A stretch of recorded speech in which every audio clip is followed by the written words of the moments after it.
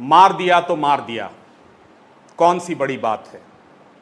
और ये बयान एक साधारण किसी कार्यकर्ता का या एक साधारण नेता का या किसी पार्टी के पदाधिकारी का नहीं, बिहार से एक एनडीए के बड़े घटक दल नेता का या किसी पार्टी के पदाधिकारी और वर्तमान में केंद्रीय मंत्री एमएसएमई मंत्रालय का प्रभार जिनके पास है, ये बयान उनका था। और ये बयान में बिहार के प्रति जो असंवेदनशीलता है, जो एक प्रकार का इग्नोरेंस है, ये आप बड़े आसानी से इसमें देखा और समझा जा सकता है। और देखिए कैसा ये दुर्भाग्य है कि बिहार से 40 वर्तमान में सांसद हैं, जिनमें से 30 एनडीए के सांसद, 16 राज्यसभा के सांसद, उनमें से 12 एनडीए के सांसद, 8 केंद्रीय मंत्री, और इनमें से एक को भी, जहां तक हम लोगों की जानकारी है, सार्वजनिक रूप से इनको, ये सारे जो केंद्रीय मंत्री हैं ये दिल्ली में रहते हैं, सांसदों को आवास दिल्ली में मिला है, लेकिन बिहार के एक लड़के को सिर्फ बिहारी होने के कारण गोली मार दी जाती है और इनको फुर्सत नहीं मिला है कि उस परिवार के लिए समुचित तौर पर न्याय की मांग करें। इनका बयान आता है, मार दिया तो मार दिया, कौन सी बड़ी बात है। यह आज बिहार के 13 करोड़ लोग पूछ रहे हैं कि किसके लिए आप केंद्र में मंत्री बनकर दिल्ली में बैठे हैं, किनके वोट से आप सांसद, लोकसभा और राज्यसभा और केंद्रीय मंत्री बनकर दिल्ली में बैठे हैं। अभी हाल ही में आपको याद होगा कि पहलगाम में एक जत्था, आतंकियों का जत्था धर्म पूछकर 26 से 30 लोगों को मौत के घाट उतार देता है। आज देश की राजधानी दिल्ली में मेरे राज्य बिहार की पहचान के आधार पर एक 20-21 वर्ष के लड़के को, जो अपने घर का एक प्रकार से आर्थिक आधार भी था, उसको उसकी छाती में point blank cold blooded murder उसका कर दिया जाता है। और आज जैसी मेरी जानकारी है, बिहार के माननीय नए मुख्यमंत्री, बिहार के पूर्व मुख्यमंत्री जी भी दिल्ली में रहे हैं, सारे केंद्रीय मंत्री दिल्ली में हैं, क्योंकि मंत्रिमंडल के विस्तार की कवायद चल रही है और किसको कौन सा मंत्रालय मिले इसकी लॉबिंग दिल्ली में चल रही है।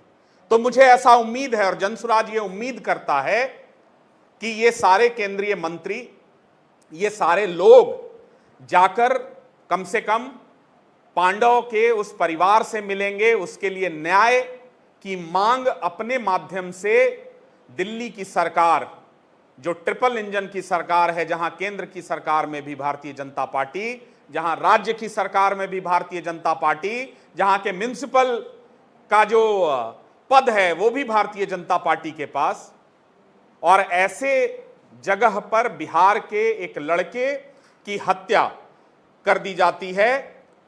और उसकी हत्या एक साधारण हत्या नहीं है, उसकी हत्या ये कहकर की जाती है कि तुम बिहारी हो, तुम लोग गंध फैला कर रखे हो, जैसा कथित रूप से उनके परिजनों का आरोप है। और आज ऐसी स्थिति क्यों हुई? आखिर 1990 से लेकर 2005 तक बिहारी होना एक प्रकार से अपना नाम और पहचान छुपाते थे बिहार के लोग, और 2005 से उसी कुंठा के बाद, उसी जंगल राज की सरकार को हटाने के लिए 20 वर्ष से आपको शासन दे रखा है, फिर 5 वर्ष का जनादेश बिहार की जनता ने आपको दिया है।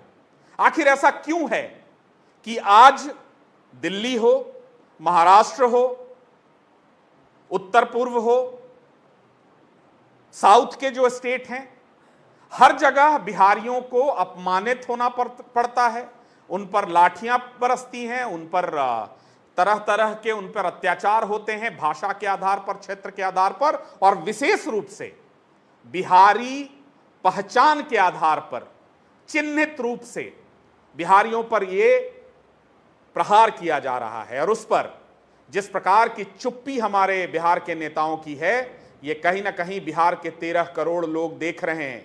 आज पलायन का दंश इस प्रकार का है कि बिहार को में जितने वादे 2025 के चुनाव में किए गए हैं, इसी पलायन के मुद्दे पर जब जनसुराज लगातार 3 वर्ष हमारे नेता प्रशांत किशोर और जनसुराज इस विषय को उठाती रही, तो यही पलायन का मुद्दा बिहार का मुद्दा बना।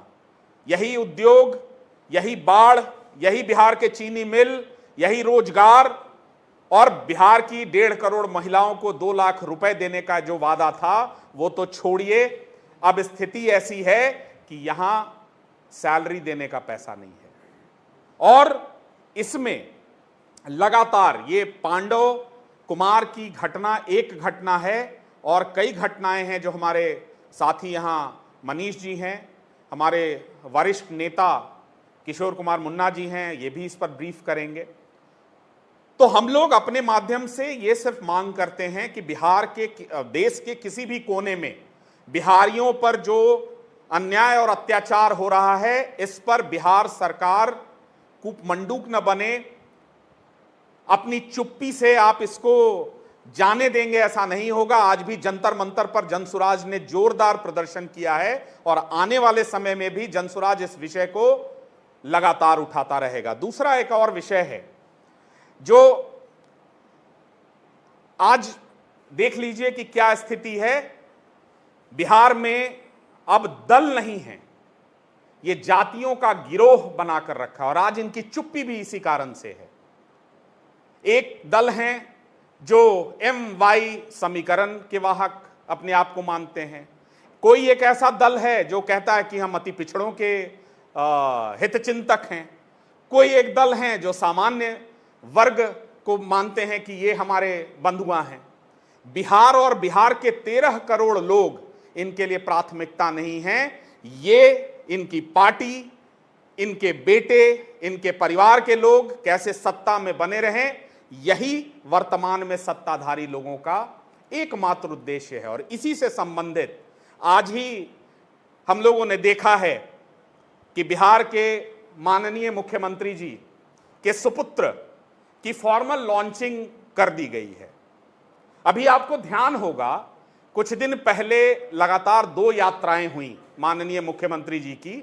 आखिरी यात्रा जो था उसका नाम दिया गया था समृद्धि यात्रा, अगर हम गलत नहीं है तो ये प्रश्न हमारे नेता आदरणीय प्रशांत किशोर जी ने भी पूछा था कि बिहार में कौन सी समृद्धि आ गई है? क्या 208 रुपए प्रति व्यक्ति आय ये समृद्धि है? क्या बिहार देश का सबसे गरीब और पिछड़ा राज्य है पिछले 4 दशकों से, यह समृद्धि है? क्या बिहार के 90 लाख परिवारों की आय 6,000 रुपए से कम है, क्या यह समृद्धि है? क्या यूनाइटेड नेशंस के जो डेवलपमेंटल इंडेक्स हैं, जो विकास के मानक हैं, 9 मानक हैं, उनमें सभी 9 मानकों पर बिहार सबसे पीछे है, क्या यह समृद्धि का प्रमाण है? आज जिस प्रकार का अपराध, जिस प्रकार से महिलाओं के विरुद्ध उत्पीड़न और बलात्कार की घटनाएं आ रही हैं, क्या यह समृद्धि का पहचान है? लोगों का सर काटकर रोड पर रखा जा रहा है, क्या यह समृद्धि का पहचान है? और अब बिना किसी पद के, बिना किसी प्रोटोकॉल के, ना वो नीतीश जी के पुत्र सांसद हैं, ना विधायक हैं, ना पार्टी में कोई पद है उनको जेड सिक्योरिटी प्रदान किया गया है। और बिहार के सभी 38 जिलों में ऐसा बताया गया है कि उस यात्रा का नाम रखा गया है सद्भाव यात्रा। जनसुराज ऐसा मानता है कि यह सद्भाव यात्रा नहीं है, दरअसल यह प्रायश्चित यात्रा है। प्रायश्चित मैं इसलिए कह रहा हूं कि बिहार के 13 करोड़ लोगों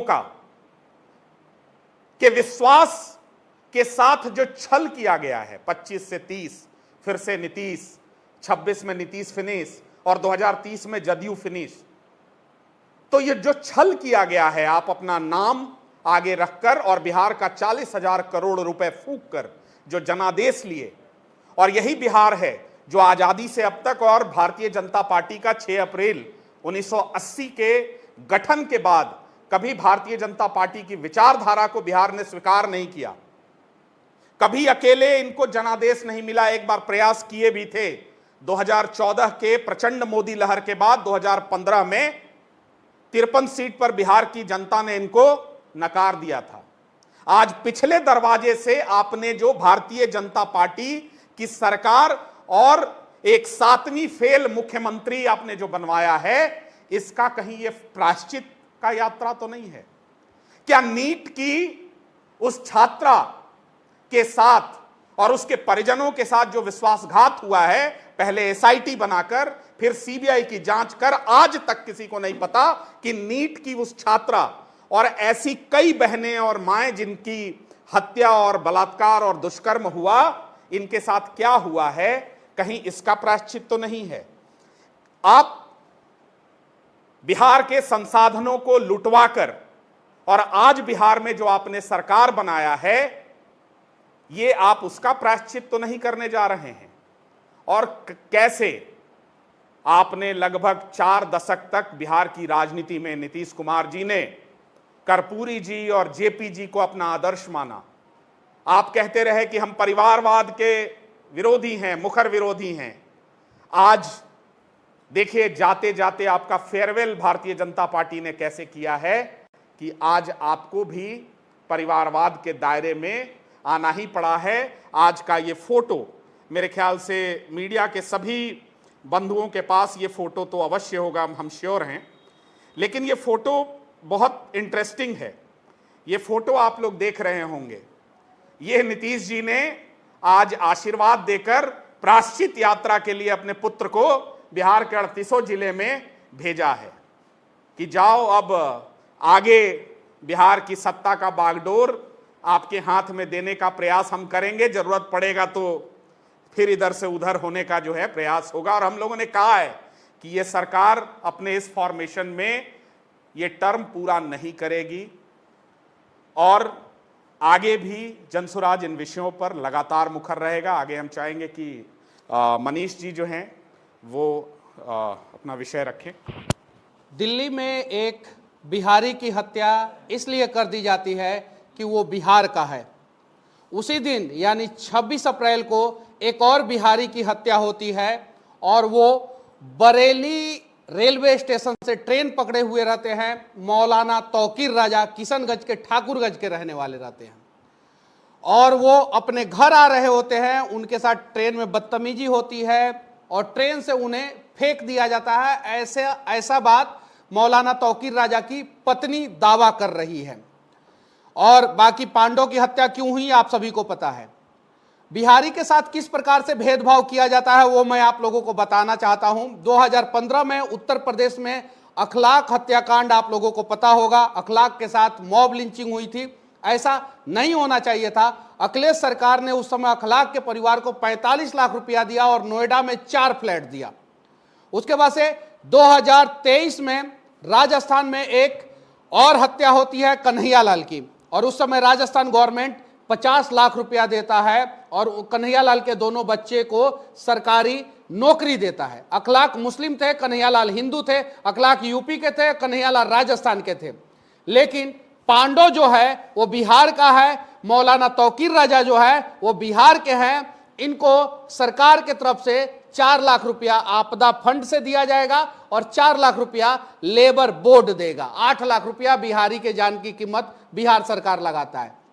हम लोग पहला मांग करते हैं कि अगर बिहार का कोई भी मजदूर देश के किसी भी कोने में अगर उसके साथ घटना दुर्घटना होता है तो बिहार सरकार 1 करोड़ रुपया बिहारी मजदूर को देगा।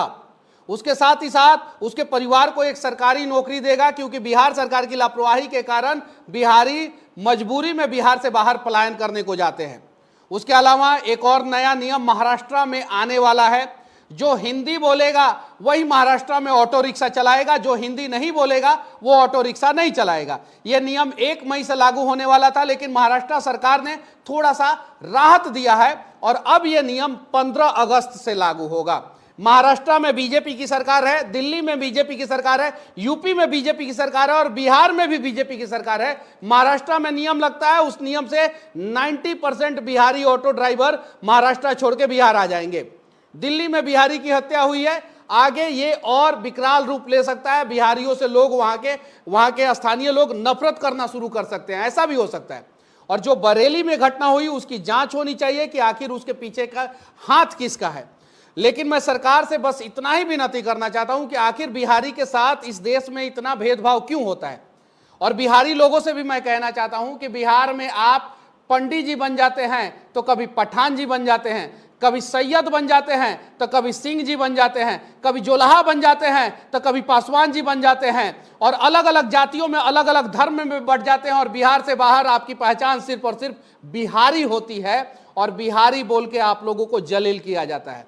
बिहार की उन तमाम माओं से भी मैं कहना चाहता हूं जो लोग नीतीश कुमार जी से 10-10 हजार रुपया लेके वोट दिए हैं, क्या आप एक बिहारी पुत्र को पैदा किए हैं तो उनकी रक्षा की जिम्मेवारी कौन लेगा? बिहार की सभी माएं ये प्रण ले कि बिहार के बच्चों की रक्षा की जिम्मेवारी आपको लेना पड़ेगा।